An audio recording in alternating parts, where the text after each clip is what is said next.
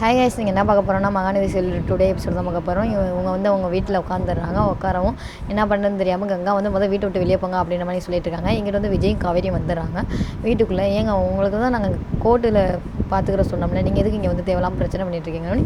இருமா, நீ மாசமாக இருக்க, நீ பதறாதம்மா, உங்களை கஷ்டப்படுத்தணும்னு எனக்கு எந்த இதுவும் இல்லை, எனக்கு வேறு எங்கே போகன்னு தெரியலை, கர்த்தாரில் நாங்கள் ஆல்ரெடி கடனாக வாங்கி வச்சுருக்கோம் அப்படின்ற மாதிரி சொல்கிறாங்க. உடனே இங்கிட்ட அவங்க பையன் வந்து, நீ எதுக்குமா உங்கள்கிட்டலாம் கெஞ்சிட்ருக்க, எங்கள் அப்பாவுக்கு பக்கபலமாக இருந்தது இவங்க தான், என்னமோ உங்கள் சொத்து மணிக்கு ஓவராக பேசிகிட்டு இருக்காங்க அப்படின்ற மாதிரி சொல்கிறாங்க. இங்கிட்ட விஜய் சொல்கிறாங்க, அதான் கோர்ட்டில் பார்த்துக்க சொல்லிட்டோம்ல, நீங்கள் இங்கே வந்து இருக்கிறதெல்லாம் நியாயமே கிடையாது, இதெல்லாம் அநியாயம் அப்படின்ற மாதிரி சொல்கிறாங்க.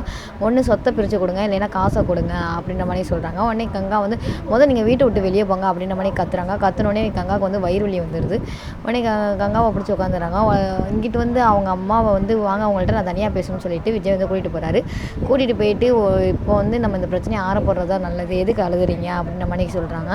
வாங்க நம்ம எல்லாருமே நம்ம வீட்டுக்கு போகணுன்னே, உங்களுக்கு பயந்துட்டு எத்தனை இடம் மாறுது, அவங்க வராங்கன்னு தான் கொடைக்கானல்லேருந்து இங்கே வந்தோம், இப்போ இங்கேருந்து நம்ம அங்கே போனோம்னா அங்கேயும் வந்தாங்க, என்ன பண்ணுறது அப்படின்ற மாதிரி சொல்கிறாங்க. எனக்கு புரியுது, ஆனால் இப்போ கங்கா வந்து 5 மாதமாக இருக்காங்க, அதனால் இது இப்போ சரியில்லாத நிலைமை, முடிஞ்ச வரையும் நம்ம சொல்லி பார்ப்போம், கேட்கலைன்னா நம்ம அங்கே போய் இருப்போம், நீங்கள் ஒன்றும் நிரந்தரமாக அங்கே இருக்க வேணாம், ஒரு 3 or 4 days, அதுக்குள்ளே இந்த பிரச்சனை என்னென்னு பார்த்து சால்வ் பண்ணுவோம் அப்படின்ற மாதிரி சொல்கிறாங்க.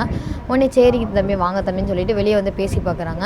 நீங்கள் ஒரு 10 நிமிஷம் வெளியே இருங்க, நாங்கள் பேசிட்டு கூப்பிட்றோம் அப்படின்ற மாதிரி சொல்கிறாங்க. கங்கா வந்து நீங்கள் வீட்டை விட்டு வெளியே போங்க, சொத்தில் பங்கெல்லாம் தர முடியாது அப்படின்ற மாதிரி சொல்கிறாங்க. உடனே அப்படி சொல்லிட்டு இருக்கும்போது கங்காவுக்கு வந்து வயிறு வலி வந்துடுது. வயிறு வலியில் அப்படியே படுத்துறாங்க. ஐயோ அம்மான்னு சொல்லிட்டு கத்திட்டு இருக்காங்க. உடனே பாருங்கள், கன்சீவாக இருக்காங்க, இப்போ வந்து இந்த நேரத்தில் இது பண்ணிட்டு இருக்கீங்க, நீங்கள் வெளியே இருங்க, நான் பேசிட்டு கூப்பிட்றேன் அப்படின்னு. அதெல்லாம் எங்களால் வெளியெலாம் போக முடியாது அப்படின்ற மாதிரி அந்த பையன் சொல்கிறான். உடனே அவங்க தங்கச்சி சொல்கிறாங்க, வாங்க வா நீ வெளியே போகலாம் அப்படின்ற மாதிரி சொல்கிறாங்க. அவங்க அம்மாவும் வாப்பா வெளியே போகலான்னு சொல்லிட்டு வெளியே கூட்டிகிட்டு போயிடுறாங்க.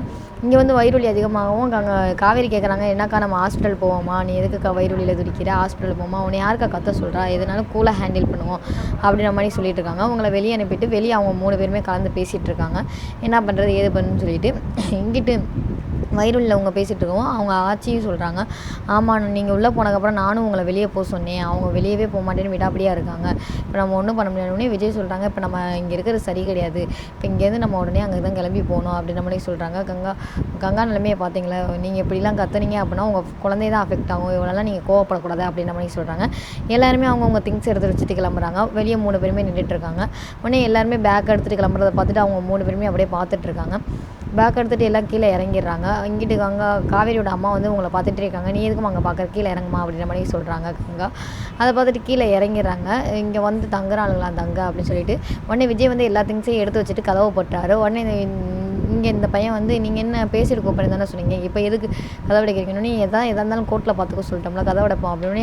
எங்களுக்கு ஒரு நியாயம் கிடச்சாங்கன்னு நீ முதல் தள்ளுறான்னு சொல்லிட்டு தள்ளி விட்டுட்டு போயிடுறாங்க.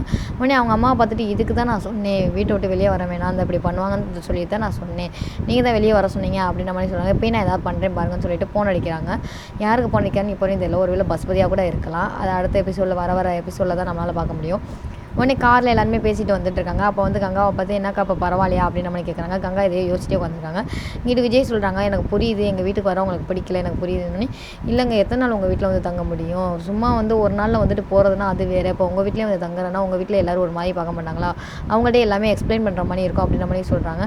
நாங்கள் அந்த வெளியே உள்ள அவுட் ஹவுஸில் கூட தங்கிக்கிறோம் அப்படின்ற மாதிரி சொல்கிறாங்க. அதெல்லாம் நீங்கள் தங்க வேணாம், வாங்க முதல் நம்ம போவோம், அதுக்கப்புறம் எங்கே தங்குறதுன்னு பார்ப்போம் அப்படின்ற மாதிரி சொல்கிறாங்க. காரை எடுத்துகிட்டு வந்துடுறாங்க.